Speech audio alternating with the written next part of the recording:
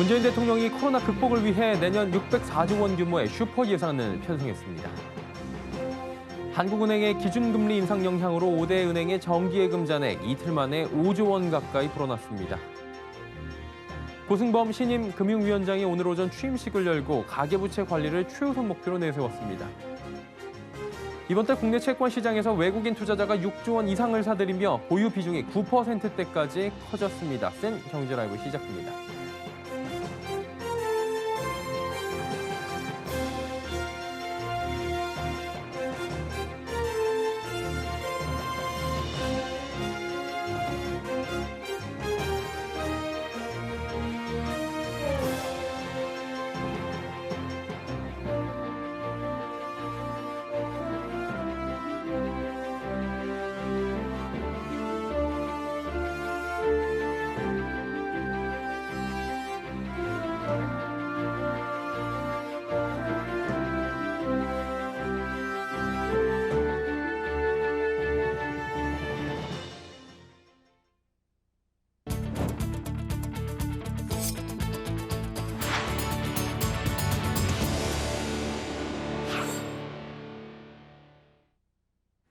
시청자 여러분 안녕하십니까? 센 경제라이브 서정덕입니다. 정부가 내년 604조 원 규모의 슈퍼 예산을 편성했습니다. 코로나19 4차 대유행과 탄소 중립 등에 대응하기 위해 또 한 번 확장 재정을 택한 건데요. 정세미 기자가 전해드립니다. 내년 예산이 올해보다 8.3% 는 604조 원 규모로 추진됩니다. 문재인 대통령은 오늘 오전 청와대 주재 국무회의에 참석해 604조 4천억 원의 2022년 예산안을 확정했습니다. 예산안이 600조를 넘긴 건 이번이 처음으로 코로나와 신양극화, 탄소 중립 대응 차원입니다. 초점은 코로나19 완전 극복에 맞춰졌습니다. 이에 따라 보건복지 고용 분야에만 216조 7천억 원이 편성됩니다. 소상공인에 대한 손실보상 예산으로 1조 9천억 원, 내년 백신 9천만 회분 비용으로 2조 2천억 원 등 방역 예산은 총 5조 8천억 원입니다. 양극화와 일자리 문제 해소에도 총 83조 5천억 원이 쓰입니다. 일자리 211만 개를 만들고 질병과 부상 시 최저임금의 60%를 지원하는 한국형 상병수당도 시범 실시됩니다. 한국판 뉴딜에는 총 33조 7천억 원이 투입됩니다. 특히 2조 5천억 원 상당의 기후대응기금 조성 등 2050 탄소 중립에 12조 원을 투자합니다. 이외 지역균형 발전을 위해 총 52조 6천억 원이 지원됩니다. 한편 국가채무는 사상 처음으로 1,000조 원을 훌쩍 넘겨 GDP 대비 국가채무 비율이 50.2%에 이를 전망입니다. 다만 경기 회복에 따른 세수 여건 개선으로 적자 국채는 77조 규모로 줄어들 것으로 보입니다. 서울경제TV 정세미입니다. 한국은행의 기준금리 인상 영향으로 시중은행에 자금이 몰리고 있습니다. 금융권에 따르면 KB국민 등 5대 은행의 정기예금 잔액은 27일 기준 약 660조 원으로 기준금리 인상 전날인 25일 약 655조 원과 비교해 이틀 만에 5조 원 가까이 늘어났습니다. 시중은행의 예적금이 늘어나는 것은 정부의 대출 규제 강화와 대내외 금융시장 불안 등 투자에 대한 불확실성이 높아졌기 때문입니다.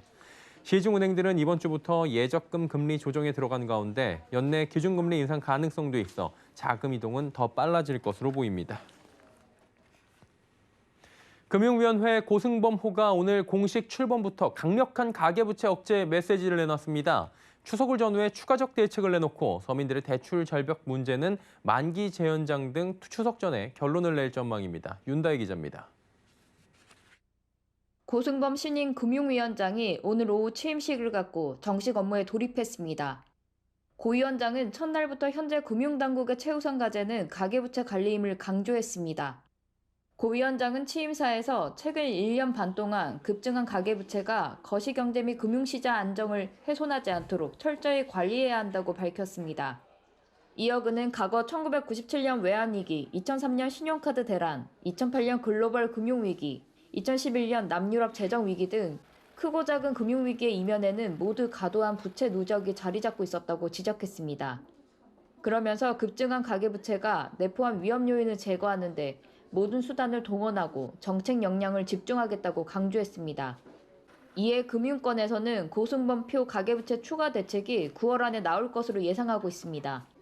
특히 가계대출 관리를 위해 단계적으로 확대되는 차주별 총부채 원리금 상환 비율, 즉 DSR 규제의 적용 시한을 앞당길 것이란 관측이 나옵니다. 가계부채 팽창을 억제하는 동시에 실수요자 대출 절벽 해소는 고 위원장의 최대 시험대가 될 전망입니다. 고 위원장은 코로나19 사태로 피해를 입고 있는 중소기업 소상공인에 대한 금융지원책도 정비하겠다는 뜻을 밝혔습니다. 고 위원장은 소상공인의 대출 만기 연장 및 이자 상한 유예 등 이미 추진 중인 한시적 지원 조치의 정상화 시 최근 코로나19 방역 강화로 인한 중소기업 소상공인의 어려움을 충분히 감안해 결정할 것이라고 말해 이 또한 추석 전에 결론이 나올 것으로 보입니다. 서울경제TV 윤다입니다. 최근 외국인 투자자의 거센 매도세에 코스피 3,100선이 무너지는 등 수급에 대한 우려가 커진 바 있었죠. 다만 국내 채권 시장엔 지속적으로 외국인 자금이 유입되고 있다고 하는데요. 윤혜림 기자가 자세한 소식 전합니다. 오늘 금융투자협회에 따르면 이번 달 국내 주식시장에서 외국인 투자자가 매도한 금액은 7조 389억 원인 것으로 나타났습니다. 같은 기간 국내 채권 시장에서는 외국인 투자자가 6조 9,400억 원가량을 사들이며 올해 1월부터 꾸준히 매수세를 이어가고 있습니다. 이에 외국인 투자자의 국내 채권 보유 잔액은 195조 원을 돌파해 올해 1월 이후 역대 최고치를 지속적으로 경신하고 있습니다. 외국인 투자자들의 채권 보유 비중 역시 지난 2017년 5.9%에서 전일 기준 8.9%까지 상승했습니다. 일반적으로 위험자산인 주식과 안전자산인 채권은 서로 위험을 상쇄하는 효과가 있습니다. 국내 증시가 반도체주를 중심으로 큰 낙폭을 보이자 외국인이 채권 매입을 통해 주식 위험을 줄였다는 분석입니다. 또한 이미 한국은행의 기준금리 인상을 예상해 상대적으로 높은 원화채 금리가 투자 매력도를 높였다는 의견입니다. 전일 기준 국내 10년물 국채 금리는 1.91%로 미국 1.28%, 독일 마이너스 0.42%, 일본 0.02%보다 높은 수준에서 형성돼 있습니다. 한 증권업계 관계자는 미국 연방준비제도가 연내 테이퍼링을 시행한다 해도 고용 환경을 고려한다면 미국의 조기 기준금리 인상은 쉽지 않을 것이라며 당분간 국내 채권 시장이 상대적으로 매력도가 높고 단기물보단 장기물 투자 기회가 부각될 것으로 보인다고 조언했습니다. 서울경제TV 윤혜림입니다.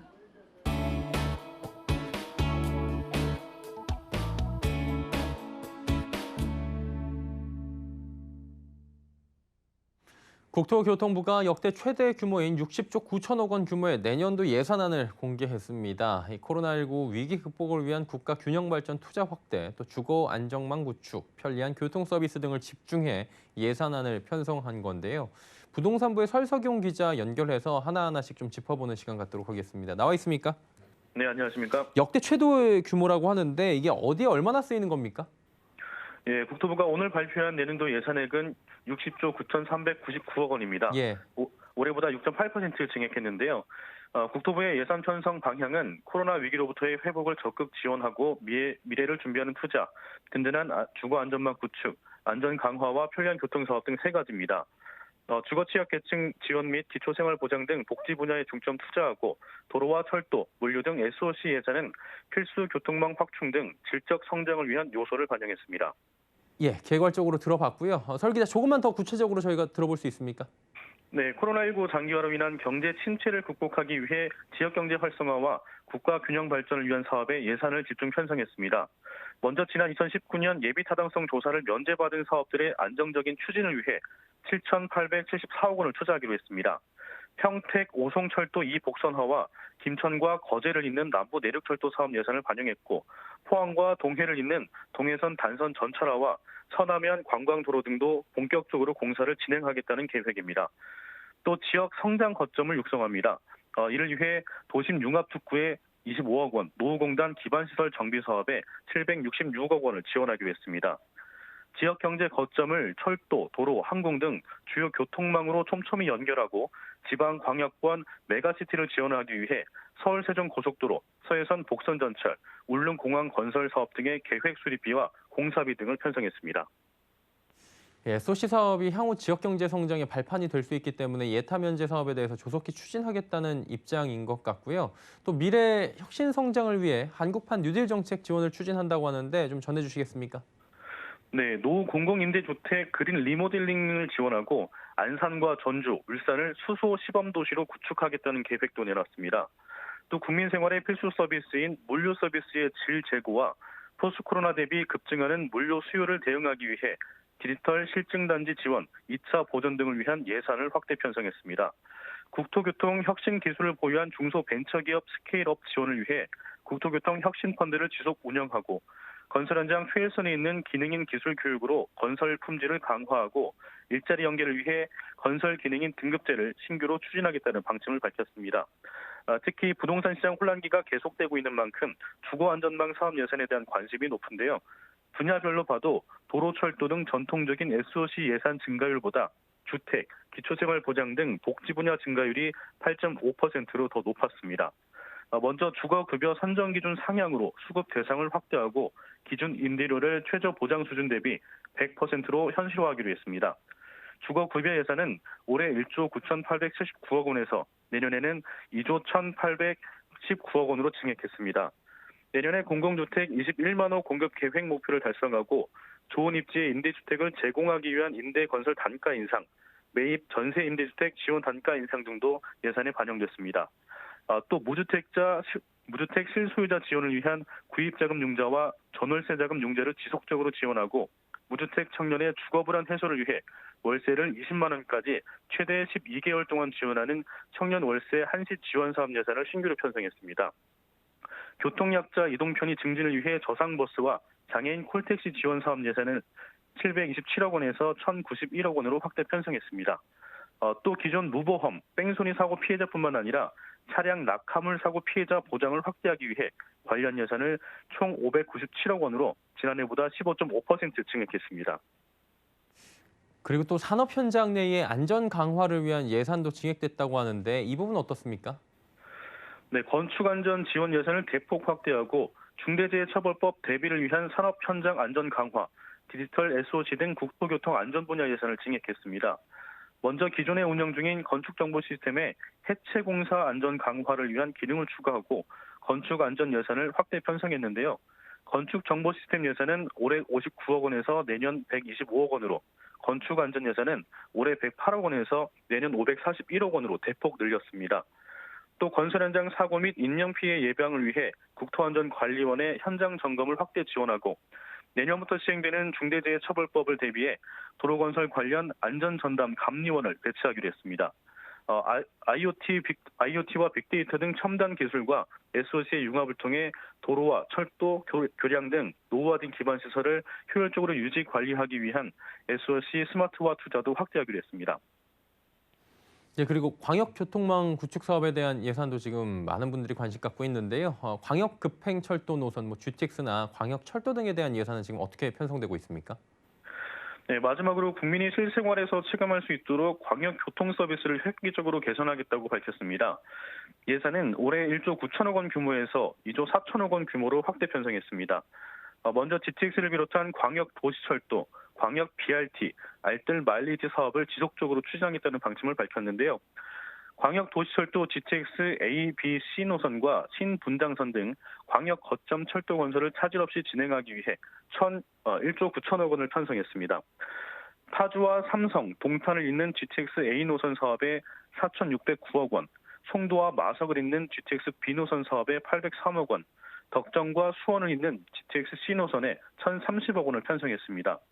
광역 BRT 사업으로 추진 중인 2개 노선과 신규 3개 노선, SBRT 시범 사업도 신규 예산이 편성돼 사업에 착수할 예정입니다.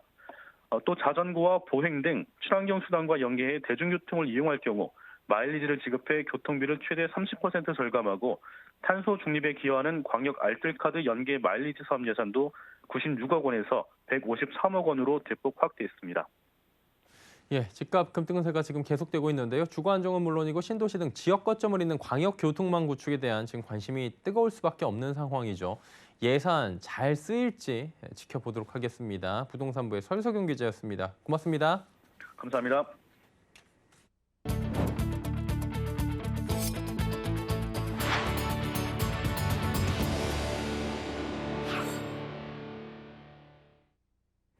코로나19 제4차 확산으로 지난달 생산과 소비 모두 2달 만에 나란히 감소하며 경기 개선 흐름이 주춤한 것으로 나타납니다.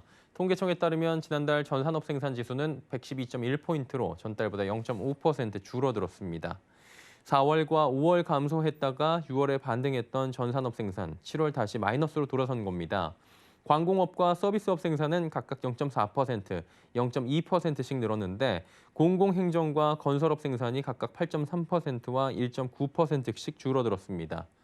소비 동향을 보여주는 소매 판매액 지수도 119.3포인트로 0.6% 줄어들었고 소매 판매액도 5월 이후 2달 만에 감소했습니다.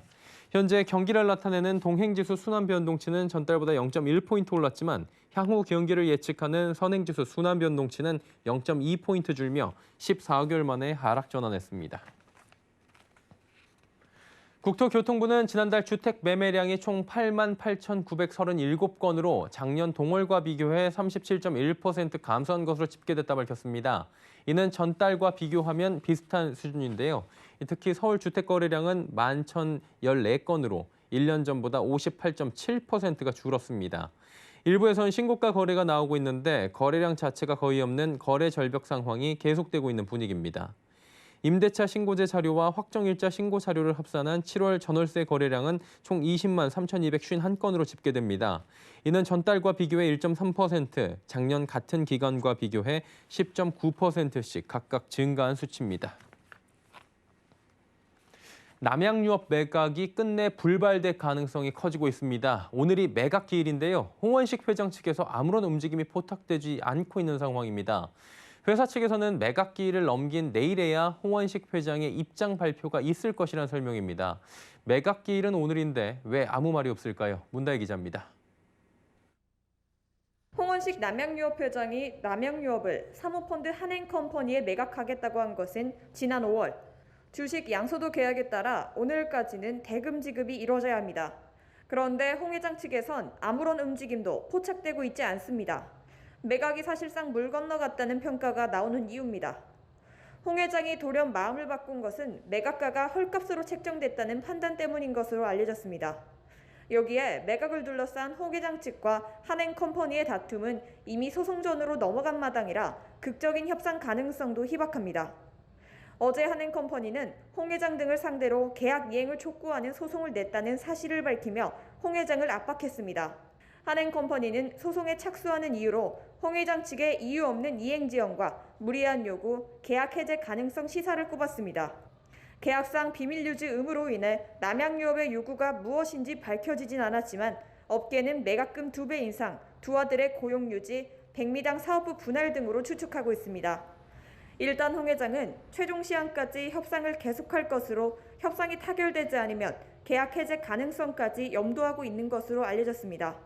홍 회장은 대금 지급 시한이 종료되는 내일 남양유업을 통해 입장을 밝힌다는 계획입니다. 서울경제TV 문다혜입니다.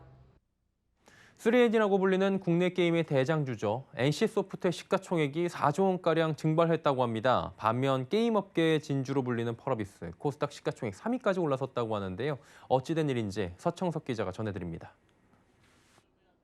31일 NC소프트는 전거래일 대비 1.69% 오른 66만 원의 거래를 마쳤습니다.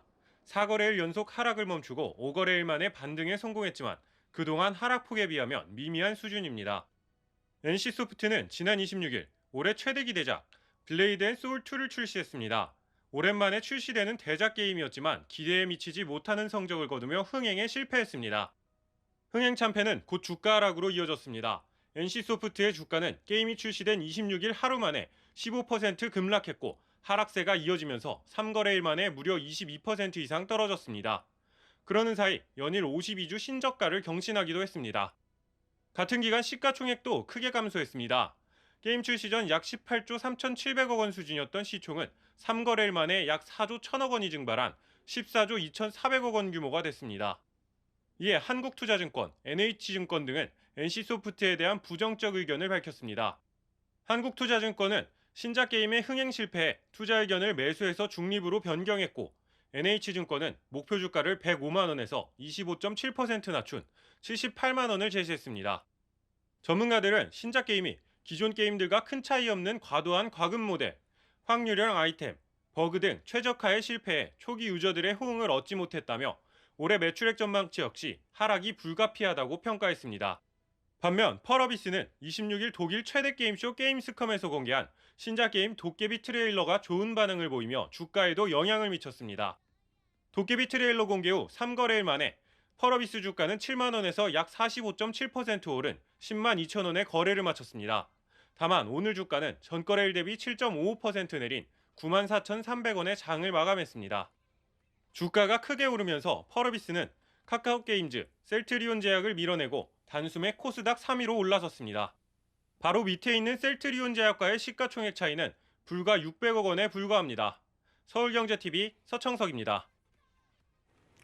은행 이자가 석 달 이상 밀린 부실 채권 비율이 또다시 역대 최저 수준을 기록했습니다. 금융감독원에 따르면 6월 말 기준 국내 은행의 부실 채권 비율은 1분기 말보다 0.08%포인트 낮아진 0.54%로 집계됐습니다.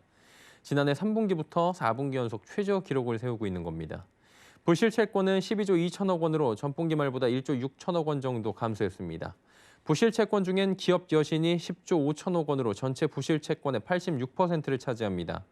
금융감독원은 각종 정책자금 지원, 소상공인 대출 만기 연장과 상환 유예 조처가 부실 채권 비율을 떨어뜨린 것으로 평가했습니다. 정부가 오는 9월 6일부터 적용되는 거리두기 조정안을 금요일 오전 발표합니다. 현재 2, 3주 간격이었던 조치를 한 달 간격으로 조정하는 방안이 추진되는데요. 손용래 보건복지부 중앙사고수습본부 사회전략반장은 오늘 오전 정례 브리핑에서 이번 거리두기는 추석 연휴를 중간에 끼고 있어 이를 감안한 거리두기 조정이 이루어져야 한다며 이같이 밝혔습니다. 현행 거리두기인 수도권 4단계, 또 비수도권 3단계 조치는 다음 달 5일 종료될 예정입니다. 정부는 전반적 유행 추세 등을 고려해 조정 계획과 추석 특별방역 대책을 함께 검토한다는 방침입니다. 한편 정부는 오는 9월 말까지 전 국민 50%가량이 접종을 완료할 수 있을 것으로 관측하고 있습니다. 한국철도 코레일이 오늘부터 추석 열차 승차권을 온라인과 전화 등 100% 비대면 방식으로 사전 판매합니다. 예매 대상은 9월 17일부터 22일까지 운행하는 KTX와 ITX 새마을, 무궁화호 열차 등입니다. 코레일은 정부와 취약계층을 위해 예매일을 별도 지정하고 전체 좌석의 10%를 우선 배정했습니다. 첫날인 오늘 만 65세 이상 고령자나 장애인 복지법상 등록장애인만 오전 9시부터 오후 1시까지 예약할 수 있었습니다. 내일과 모레는 모든 국민이 예매할 수 있게 됩니다. 내일은 오전 7시부터 오후 1시까지 경부, 경전, 동해, 충북, 경북, 동해 남부선, 또 모레는 같은 시간 호남, 전라, 강릉, 장항, 중앙, 태백, 영동, 경춘선이 대상이 됩니다. 한편 이 기간 동안 승객 간 거리두기를 위해 창쪽 좌석이 우선 발매됩니다. 이번 예매에 포함되지 않은 좌석은 다음 달 중 정부의 코로나19 방역 대책에 따라 판매 여부가 결정될 예정입니다.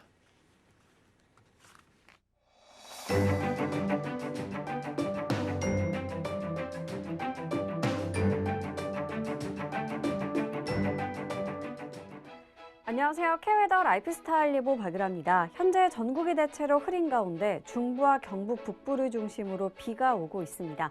이후 밤부터 내일 새벽 또 아침 사이 제주를 제외한 그 밖의 지역으로 확대되겠는데요.